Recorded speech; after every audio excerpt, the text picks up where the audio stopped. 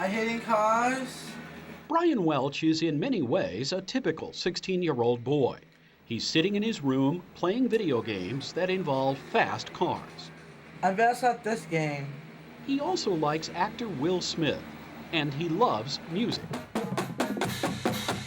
In fact, when the University of Illinois Marching Illini get warmed up to play inside Memorial Stadium, Brian is there, rocking and swaying to the beat and watching his cousin in the drum line. That repetitive or rhythmic movement is the most visible sign that Brian has autism. His parents, Harvey Welch and Anita Stein, say their very sociable son doesn't know or care that he has autism. Now I'll say I have a son with autism, and more people know what autism is, and then I'll explain that, you have this severe, very dependent end of the spectrum, and you have the high functioning independent that are more just a little quirky. People would maybe call him the absent-minded professor, and I'll just explain he's somewhere in the middle. But if they've never heard the word autism, I guess I would just say he has some challenges where he has academic issues and social issues, but he's a real happy guy that doesn't know he has a disability. And I think in that respect, he is very lucky. Brian Welch is a face behind the numbers. The prevalence of autism is increasing. About 1 in 100 American children now has autism. In Illinois alone, the number of public school children diagnosed with autism has jumped from 8,900 in 2005 to nearly 15,000 in the most recent year. That's up 66% in 4 years. All of this means more parents, families, schools, and professionals face the realities and challenges of autism. Autism is an umbrella term used to describe a wide spectrum or complex puzzle of neurodevelopment disorders. The cases can be mild or severe. People with autism can be high functioning or be highly challenged and need extensive care. Dr. Charles Morton of Carle Clinic is one of only 2 developmental pediatricians in downstate Illinois. He knows his psychosocial and neurological medicine. He says autism cases keep him busy. Most of the people who are physicians or psychologists who are in the mainstream of the field feel that more kids are being diagnosed with autism who weren't diagnosed with anything before in the milder cases, or were diagnosed with other conditions such as mental retardation in the past. It was thought at one point that if you had Down syndrome, for example, well, kids with Down syndrome have mental retardation and they could not have autism. Well, we now know that Down syndrome is a relatively common cause of autism. About 10% of children with Down syndrome have autism. So just these definitions have changed over time. Experts say autism is often characterized by impaired communication, sometimes erratic or wild behavior, or awkward social interaction and outbursts. Loud or sudden noises and other sensory issues can frustrate a child with autism. Some avoid eye contact. Many require medication. It's also 4 times more common in boys than girls. The cause isn't known. Some have said autism locks children in their own mind. Autism was just one of the disabilities featured at this recent Disability Resource Expo in Urbana. Advocates are eager to raise public awareness about the wide range of disabilities. The Champaign-Urbana Autism Network is among the organizations here. This group of parents and professionals is a resource for support and information. Sally Mustard is part of the group. Her son has autism. She says when autism makes life an uphill climb, parents often turn to parents who've been there before. To learn from each other, to know that you're not alone. I just talked to a parent, got a phone call from someone, talked with them, and she goes, I just feel so alone. And I said, you're not. Don't ever think you're the only one out there. I said, because there are lots of us. And that's what we try to do with our meetings. We try to draw them in, give them a place where they can come and look at someone and know they're living your life, that they're dealing with the stressors that you're dealing with every day. Mustard's 17-year-old son, Tom, is a friend and classmate of Brian Welch. The 2 recently helped build floats for the Urbana High School homecoming parade, and then the 2 made sure they watched the parade pass. Teachers say being included in social activities and general education classes can help improve the student with autism's social and communication skills. Say the devilish streak in him, he's got a strong streak of mischief, always had.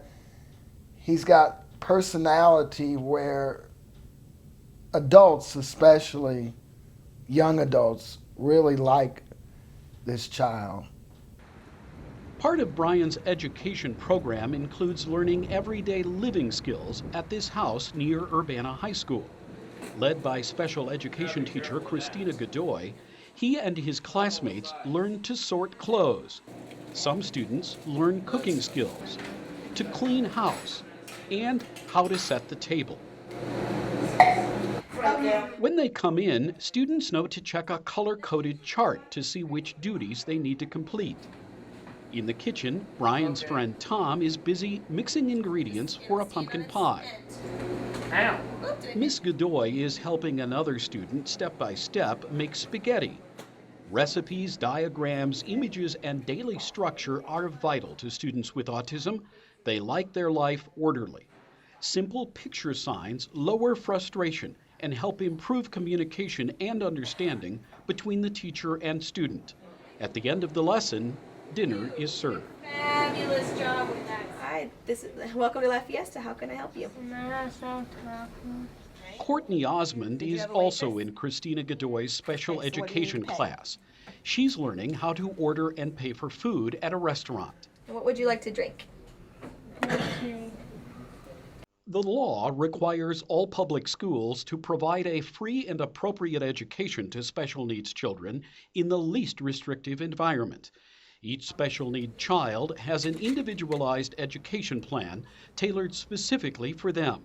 Schools often have layers of therapists, case managers, social workers, and administrators to monitor each special needs student.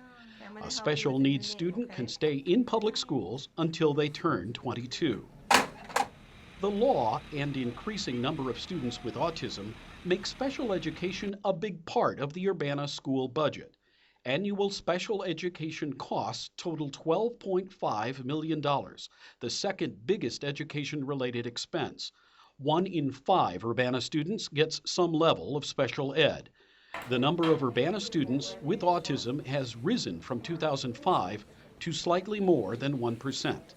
Okay, this is another powerful visual, and all these visuals you see here, I'm leaving here today. And you can pick Linda Tortorelli is helping teachers at Urbana's Prairie School learn more about autism. This after-school in-service for teachers is part of her responsibilities at the Autism Program Initiative at the University of Illinois. TAP, as it is called, is part of a government-funded statewide resource network. From this campus office, TAP provides referrals and plenty of instructional resources for parents, teachers, and professionals. Getting a good diagnostic assessments with a solid treatment plan is the first challenge. And it's not very easy, really, to get a good comprehensive diagnostic assessment everywhere in Illinois. North of I-80, we're pretty resource rich, being able to access that. South of 80, not so much. In addition, that's just in people that are experienced enough to be able to do that well enough. Meanwhile, Brian's parents and teachers say he is continuing to make huge improvements, but he still has plenty to work on. Teachers and parents say he needs to improve his reading skills and be better able to focus. He'd like to get his driver's learning permit. Parents, teachers, and professionals know that each child with autism is unique. Treatments and approaches to education are different. If you don't give up and say, oh, he'll never talk, if you take him to speech and you enunciate every word over and over again, and if you read to him like we would get the computer to read The Cat in the Hat over and over, if you just keep at it, the sky is the limit. Well, it may take them, they may not be able to go to college until they're 25, 26 as they mature and get more skills. I would repeat too what this one professional said to me that just really hit home with me, and I try to tell every parent this. You don't know the potential of your child, and I hope you never find out. And I thought that was really profound. There's a sign inside this house where so much learning takes place. Teachers believe it captures the essence of special education. It reads, "While we try to teach our children all about life, our children teach us what life is all about." I'm John Paul.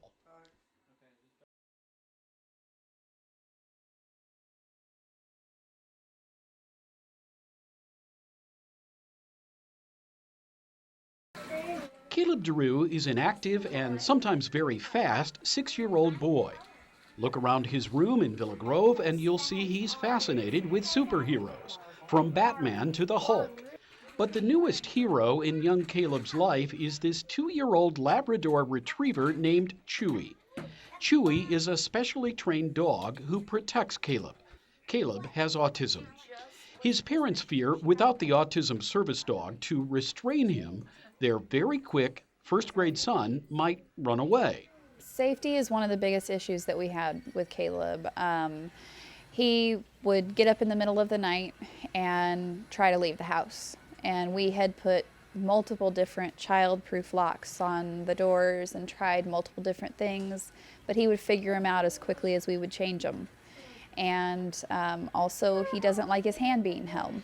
And so anywhere and everywhere we went, he would try and squirm out of your hand and he would be gone. And you couldn't keep up with him. It was very hard. He's very fast. Caleb and Chewy made headlines in the summer and fall of 2009 when the Villa Grove school system resisted the family's attempt to allow their special needs child to bring the dog to class. The boy with autism and his dog story wound up here in Tuscola at the Douglas County Courthouse. Among other things, attorneys for District 302 contended Chewy was not a trained autism dog, and they challenged that the dog actually provided assistance to the first grader. The judge sided with the Drews. A disability advocacy group called Equip for Equality represented the Drews in court. Some autism experts who have been watching the case believe the dog in school ruling may open doors for other Illinois families. Now, when Caleb goes to school or anywhere else, for safety's sake and to relieve anxiety, he is tethered to Chewy. His family says they are popular at school. I think Caleb's always been a popular boy in his class because, you know, he's funny and I think he's interesting to the other kids at this point. You know, we're talking at kindergarten level at that time because he just laughs and giggles for no reason and they would find humor in that. I think now, most definitely, I think everyone in the school knows Caleb and Chewy, and I think that is because of, you know, Chewy being there, and probably because of the court case. I'm sure there's been discussion about it at people's homes and stuff like that too, and so, you know, I think it's a good thing because Caleb is having a lot more people say hello to him, and whether he always responds appropriately or not, he's getting that interaction. He's absorbing that because he's hearing it. And as far as Chewy goes, I think it's good for the kids to be exposed to that too, because not many people get exposed to service dogs. The battle over whether Chewy can go to school is just one challenge for this family of 5. Autism is, of course, another. Caleb's parents say they first noticed their son had communication problems about age 1 when he stopped babbling. He just up and quit. Through a series of tests, Caleb was eventually diagnosed with autism. They say he talks a bit more now, but not in long sentences. And they say he sometimes repeats phrases over and over and over, another likely sign of autism. Mom and Dad say Caleb is a good student academically, but they say he can lose focus and concentration. Go and do the best we can. I think we've noticed that with a child with autism, I mean, every day is so different. You really never know what to expect. And so even though I'm the type of person who I like to have a plan A, B, and C, just in case one doesn't work, I have to have that room for flexibility. And so it has changed the way that we are a lot. Unlike many children with autism, Caleb is not currently on medication, but his parents do carefully monitor his gluten-free diet. Some children with autism have digestive problems. The couple says because of autism, they have become stronger individuals and bigger advocates for Kaleb and his autism-free sisters, Kelsey and Caitlin. They're learning where to turn for support and assistance, but they also know, dog battle or not, Kaleb may face more challenges. Oh, definitely. I mean, I think I've definitely learned a lot, especially through this experience that we've had, that, you know, I have to be on top of everything for him, and even for our other kids to a point, but most definitely for him. I am more on the defensive, and I am more cautious, and I'm ready to handle whatever comes next, and that's something that I didn't always do before, so. The Drew family is excited about an upcoming trip to Disney World. They've been there before, but this time, a four-legged member of the family will be there too, to watch over Kaleb. I'm John Paul.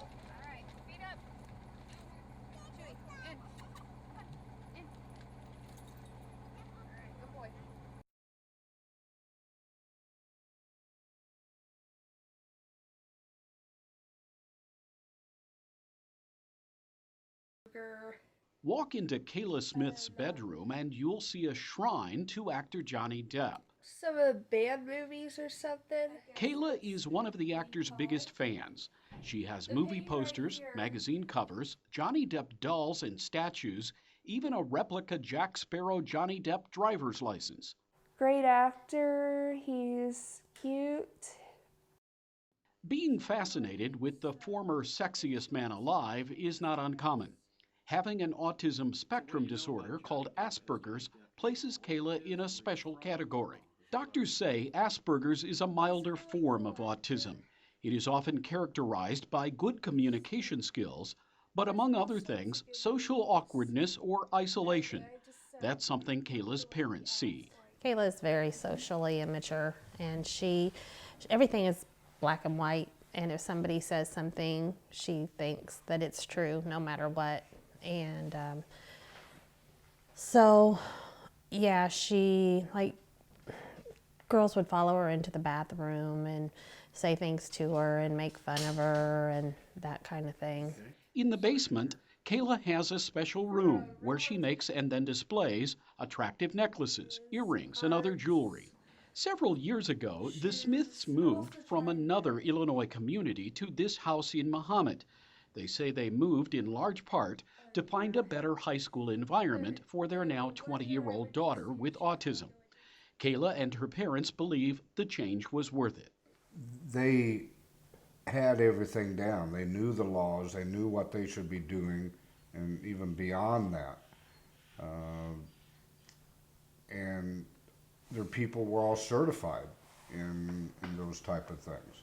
Whereas where we had come from, that was not the case. And that school district, most of the time, did just enough just to get by, and that's only if we called them on it.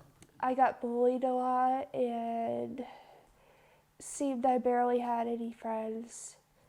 The inconsistency in special education from district to district is another challenge for many parents. Linda Tortorelli oversees the autism program at the University of Illinois and is herself the parent of a now adult child with autism. She wishes Illinois did a better job coping with autism. There are really remote places in Illinois that can feel, I'm sure, very isolating. We have a lot of rural areas in Illinois. And if you're a rural family with a child with autism, and your school district is part of maybe a rural cooperative that really is very limited in their resources, I can imagine for those families, it's very isolating. And a lot of those places still have dial-up internet. Kayla recently graduated from Mahomet Seymour High School. This district spends more than $5.5 million on special education, and those costs are going up. About 1 in 10 Mahomet Seymour students gets some level of special ed, but not all of those students have special needs like autism. The district says the number of students with autism is less than 1%, but increasing, and that puts greater demand on special education teachers. Since I've been in this position and knew I was going to transition into this position, which has been, you could consider it the last 3 years, we have added 3.5 teachers. And I couldn't tell you, but we have probably doubled how many teaching assistants that we've had in the district, because those kids require intensive services. Many of them require what we call bell-to-bell support, meaning from the time they come in in the morning, first thing, till the time they leave, they require an adult to be with them.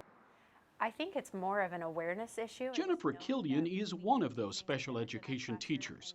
She's in a grade school classroom at Lincoln Trail School. She knows autism presents special challenges for a teacher.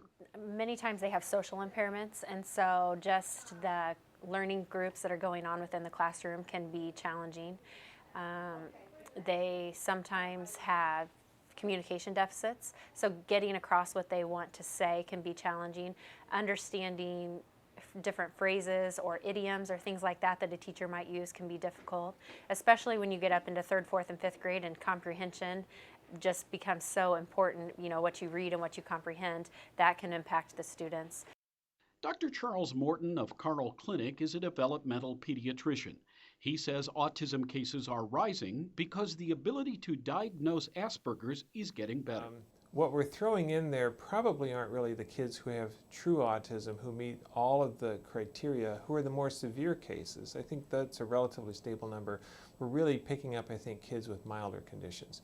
So I think Asperger's syndrome, which is autism with normal language skills, normal communication ability, that's actually going to be a lot more commonly diagnosed in the future. This one here's name is Casey. Beyond jewelry, Kayla's passions include her dogs. Casey and Sherlock are among her favorites.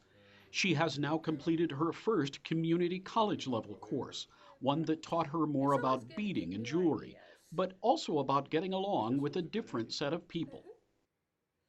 Mostly the class just had a bunch of older women, so really that's good because there's no kids and no people in there that were my age. Kayla's parents believe attitudes are changing, that society has a better understanding of autism and Asperger's than it once did. Their own philosophy has changed too. Just be really patient, find their special talents, you know, just try to look past the autism thing and look at all their wonderful qualities. As the number of children with autism rises and demand for special education resources get tighter, some parents say it's vital to have the right attitude about the individual child. I don't think there's a wall in front of him. I don't. Because he hasn't. Because plateaued. what we've seen him already do. He just keeps improving every year, either behaviorally, maturity-wise. Many parents, professionals, and teachers believe increased awareness about and understanding of autism disorders is slowly improving. They remind people that the complexities of autism don't have simple solutions. I'm John Paul.